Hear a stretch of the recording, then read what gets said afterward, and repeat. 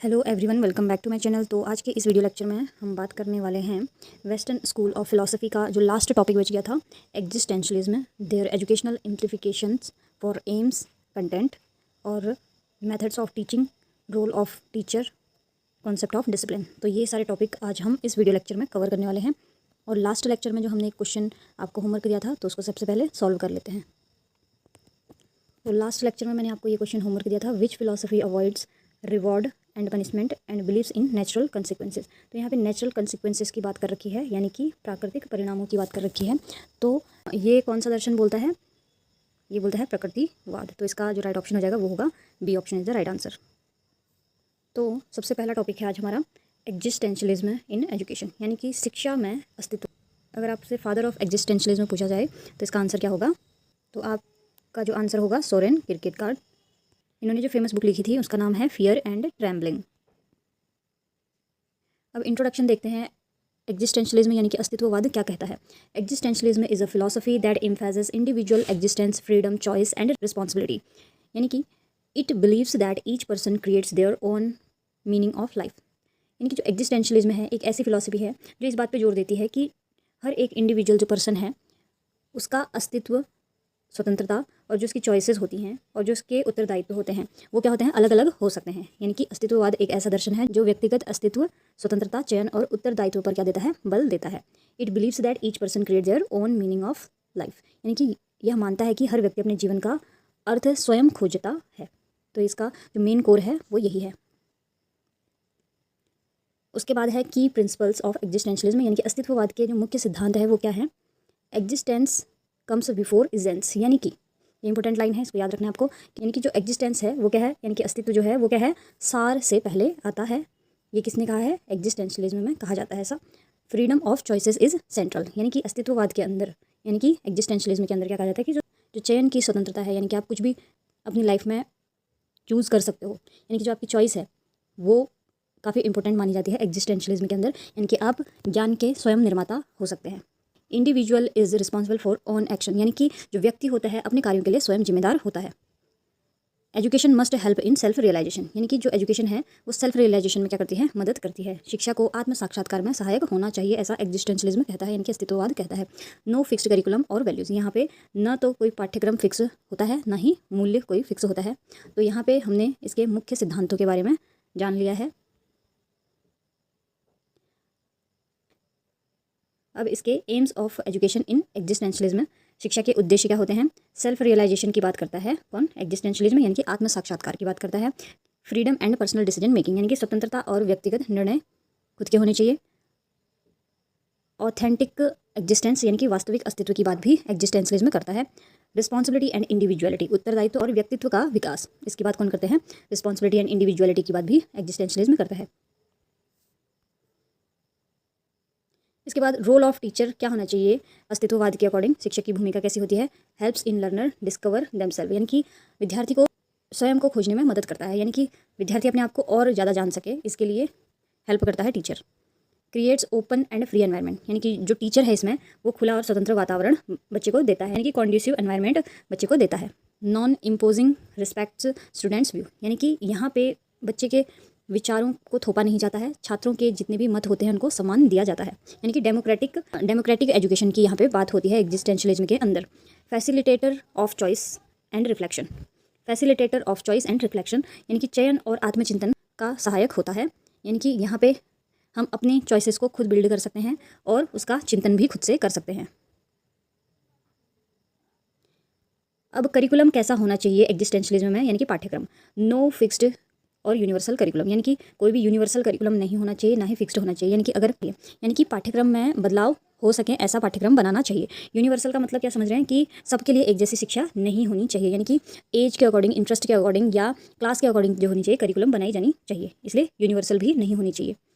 Personalised learning, यानी कि जो करिकुलम है उसमें बच्चे का पर्सनलाइज्ड लर्निंग हो सके, यानी कि जैसे जिस एज के अकॉर्डिंग बच्चे को जो सीखना चाहिए वही टीचिंग मेथड और उसी प्रकार से इंस्ट्रक्शन बच्चे को दिए जाने चाहिए बच्चे के अकॉर्डिंग, यानी कि अलग अलग इंस्ट्रक्शन दिए जाने चाहिए अलग अलग लर्निंग के लिए।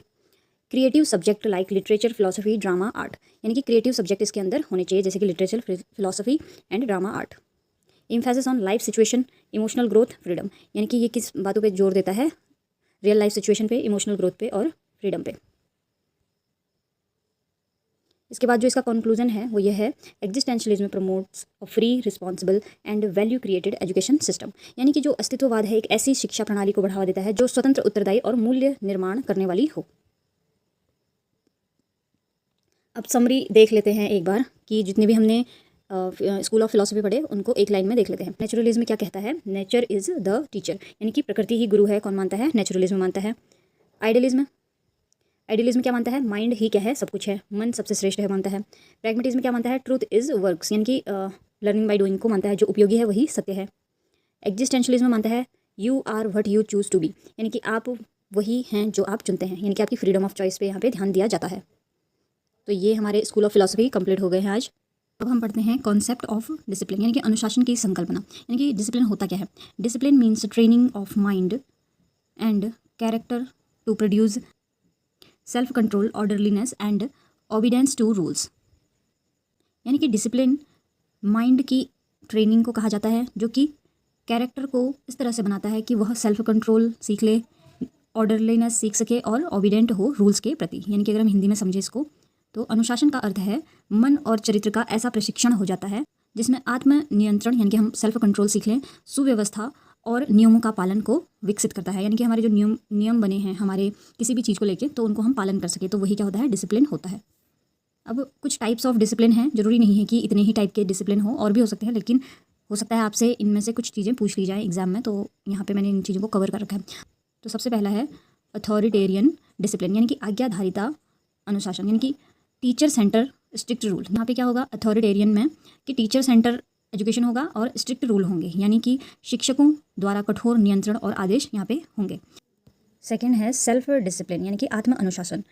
तो यहाँ पे बच्चा सेल्फ डिसिप्लिन कैसे सीखता है? स्टूडेंट कंट्रोल्स ओन बिहेवियर, यानी कि जब बच्चा अपने बिहेवियर को खुद कंट्रोल करता है तो उसे सेल्फ डिसिप्लिन कहते हैं।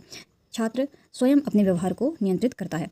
उसके बाद आता है डेमोक्रेटिक डिसिप्लिन, यानी कि लोकतांत्रिक अनुशासन। लोकतांत्रिक अनुशासन क्या होता है? Mutual respect and shared rule. यहाँ पे क्या होते हैं? म्यूचुअल रिस्पेक्ट होते हैं और शेयर्ड रूल होते हैं, यानी कि शिक्षक और छात्रों के बीच समझदारी और सहयोग से जो नियम बनाए जाते हैं वो डेमोक्रेटिक डिसिप्लिन या लोकतांत्रिक अनुशासन होते हैं।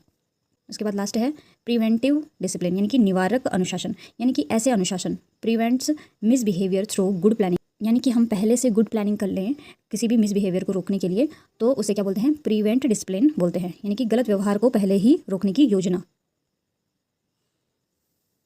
नीड एंड इम्पोर्टेंस, आवश्यकता और महत्व। मेंटेन्स लर्निंग एनवायरनमेंट, यानी कि जो डिसिप्लिन होता है वो क्यों आवश्यक है? क्योंकि ये क्या करता है? लर्निंग एनवायरनमेंट को क्या करता है? मेंटेन करता है, शिक्षण वातावरण बनाए रखता है। उसके बाद और क्या करता है? डेवलप्स गुड हैबिट्स, यानी कि अच्छे आचरण का विकास करता है। बिल्ड्स सेल्फ कंट्रोल, यानी कि आत्मनियंत्रण को बढ़ाता है। कौन? डिसिप्लिन। उसके बाद प्रमोट्स रिस्पॉन्सिबिलिटी, उत्तरदायित्व की भावना को जगाता है। इंश्योर्स इफेक्टिव टीचिंग लर्निंग, यानी कि डिसिप्लिन से क्या हो सकता है? लर्निंग और टीचिंग क्या हो सकती है? इफेक्टिव हो सकती है, यानी कि प्रभावी शिक्षण संभव बनाता है। तो आज मॉडर्न व्यू क्या है डिसिप्लिन को लेके, अनुशासन की आधुनिक दृष्टि। तो पहले ज़माने में क्या होता था?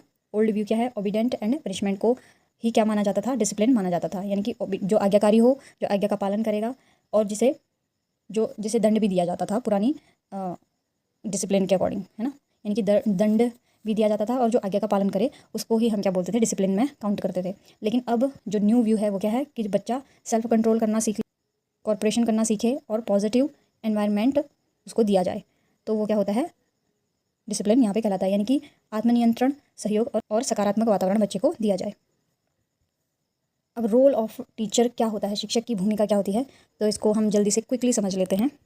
पहला है गाइड एंड फैसिलिटेटर, यानी कि मार्गदर्शक और सहायक के रूप में होता है, लर्निंग को दिशा देता है। कौन? फैसिलिटेटर एंड गाइड, यानी कि शिक्षक की बात हो रही है यहाँ पे। तो सेकंड क्या है?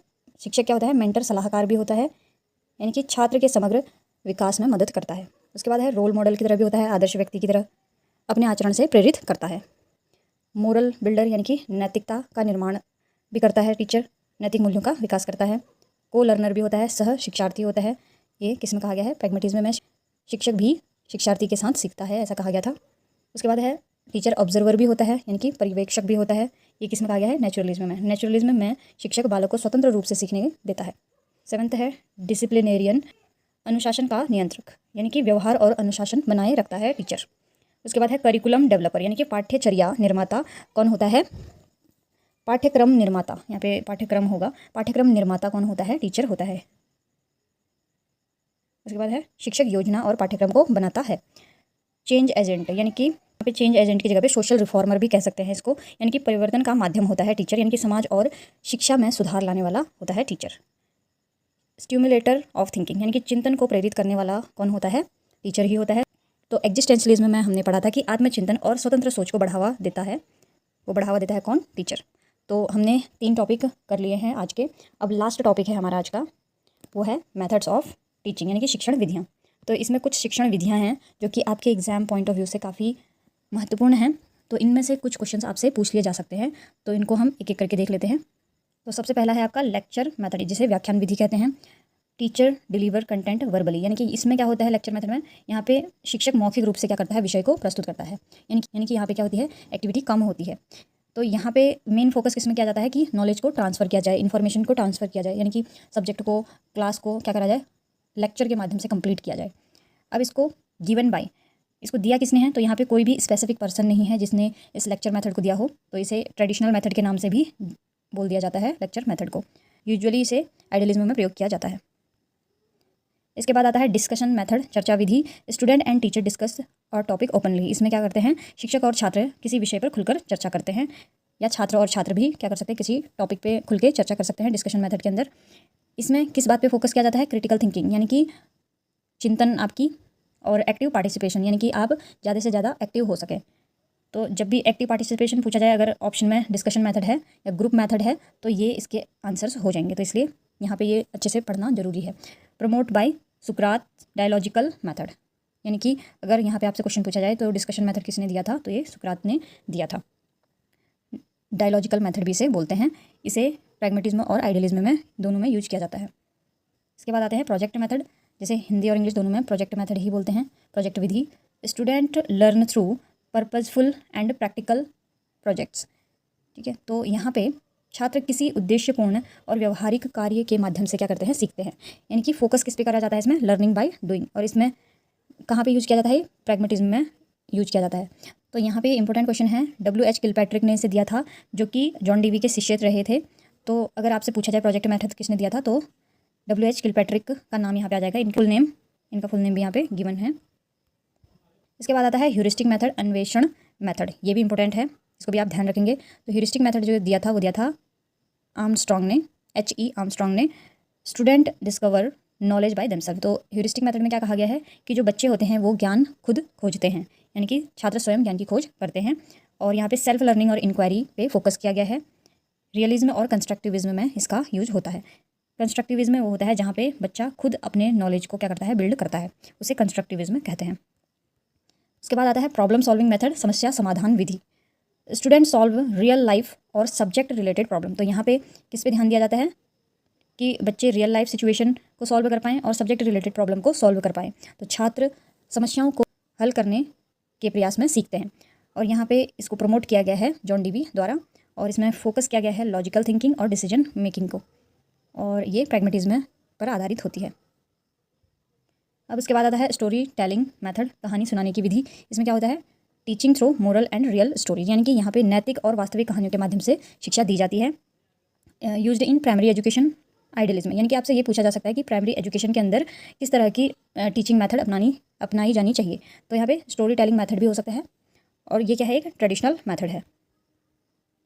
उसके बाद है प्लेवे मेथड। प्लेवे मेथड खेल खेल में सीखना, ये भी काफ़ी इंपॉर्टेंट टॉपिक है। Learning through games and play activities. तो यहाँ पे खेल और क्रियाओं के माध्यम से सिखाया जाता है। इसे दिया था फ्रेडरिच फ्रॉबेल ने, जिन्हें फाउंडर ऑफ किंडरगार्टन भी बोला जाता है। तो यहाँ पे ये बात आपको ध्यान रखनी है, ये दोनों चीज़ें इंपॉर्टेंट है कि प्लेवे मेथड किसने दिया था, और फाउंडर ऑफ किंडरगार्टन पूछा जाए तो भी फ्रेडरिच फ्रॉबेल ही है। और इन्होंने किस पे फोकस किया है? जॉयफुल लर्निंग और स्पेशली फॉर किड्स। तो अगर जॉयफुल लर्निंग की भी बात आए तो भी फ्रॉबेल का ही नाम इस पर आएगा। ये नेचुरलिज्म और प्री प्राइमरी एजुकेशन में इसका यूज़ होता है। तो यहाँ से काफ़ी क्वेश्चंस बन सकते हैं, तो आपको ये बातें ध्यान रखनी है, ये काफ़ी इंपॉर्टेंट है। उसके बाद आते हैं 8th डेमोन्स्ट्रेशन मेथड, यानी कि प्रदर्शनी विधि। इसमें क्या करते हैं? टीचर शोज़ प्रैक्टिकल एग्जाम्पल और एक्सपेरिमेंट। यहाँ पे जो टीचर होते हैं चार्ट के माध्यम से या एक्सपेरिमेंट के माध्यम से सिखाते हैं। शिक्षक प्रयोग या उदाहरण देकर दिखाकर क्या करते हैं? पढ़ाता है। इसमें किस में यूज होता है ये? साइंस टीचिंग, सोशल साइंस और रियलिज्म के अंदर ये यूज होता है। और इसमें मेन फोकस किस पे किया जाता है? ऑब्जर्वेशन प्लस एक्शन, यानी कि ऑब्जर्व कर रहा है बच्चा और जो टीचर है वो अपने हाव भाव से उस जो भी चीज़ वो प्रस्तुत कर रहा है उसको सिखा रहा है। तो यहाँ से ऑब्जर्वेशन और एक्शन से क्या बनती है? उनकी अंडरस्टैंडिंग अच्छी हो जाती है। इसके बाद है इंडक्टिव मेथड, ये भी काफ़ी इंपॉर्टेंट है। आगमन विधि, फ्रॉम स्पेसिफिक टू जनरल, यहाँ पे क्या होता है? एग्जाम्पल टू रूल सिखाया जाता है, यानी कि कोई भी मेथड सिखाने से पहले एग्जाम्पल दिया जाता है, देन उसके बाद रूल बताया जाता है, यानी कि उदाहरण से नियम तक पहुँचना। अब इसका जो फाउंडर थे वो थे फ्रांसिस बेकन, ये भी पूछा जा सकता है और इसे साइंस और मैथ्स में यूज किया जाता है। एंड लास्ट है हमारा डिडक्टिव मेथड, यानी कि निगमन विधि, ये भी इंपॉर्टेंट है। यह इंडक्टिव का जस्ट उल्टा होता है, जनरल टू स्पेसिफिक, यानी कि पहले रूल बता दिया जाता है फिर एग्जाम्पल इसमें दिया जाता है, यानी कि पहले नियम बता दिए जाते हैं उसके बाद उदाहरण दिए जाते हैं। तो इसे किसने दिया था? अरिस्टोटल ने दिया था डिडक्टिव मेथड। मैथ्स और ग्रामर में इसका यूज किया जाता है। तो आज के हमारे सारे टॉपिक्स हो चुके हैं, अब हम कुछ क्वेश्चन को कर लेते हैं। तो पहला क्वेश्चन है the most important role of teacher in modern education. तो मैंने आपको ध्यान रखने के लिए कहा था आधुनिक शिक्षा में शिक्षक की सबसे महत्वपूर्ण भूमिका क्या होती है? फैसिलिटेटर की होती है। तो यहाँ पे बी ऑप्शन इसका राइट आंसर हो जाएगा। सेकंड क्वेश्चन है in which method learning by doing emphasis, किस विधि में करके सीखने पर जोर दिया जाता है? Lecture method, demonstration method, project method, story line method. तो यहाँ पे देखिए जो लर्निंग बाय डूइंग थी वो किन्होंने दी थी? जॉन डीवी ने दी थी, और वो किस में आता है? प्रोजेक्ट मेथड के अंदर आता है। तो सी ऑप्शन इसका राइट आंसर हो जाएगा। तो थर्ड क्वेश्चन है heuristic method is based on, heuristic विधि किस पर आधारित है? तो इसका जो राइट ऑप्शन है वो है सेल्फ डिस्कवरी, यानी कि जो बच्चे हैं वो स्वयं ज्ञान को खोजते हैं। तो यहाँ पे सेल्फ डिस्कवरी राइट आंसर हो जाएगा। नेक्स्ट क्वेश्चन है एग्जिस्टेंशलिज्म एम्फेसिस, अस्तित्ववाद बल देता है। तो यहाँ पे देखिए तो जो अस्तित्ववाद है वो किस पे बल देता है? इंडिविजुअल फ्रीडम एंड चॉइस पे, यानी कि व्यक्तिगत स्वतंत्रता और चयन पर क्या करता है? बल देता है अस्तित्ववाद। फिफ्थ क्वेश्चन है which discipline approach focuses on mutual respect and shared decision making.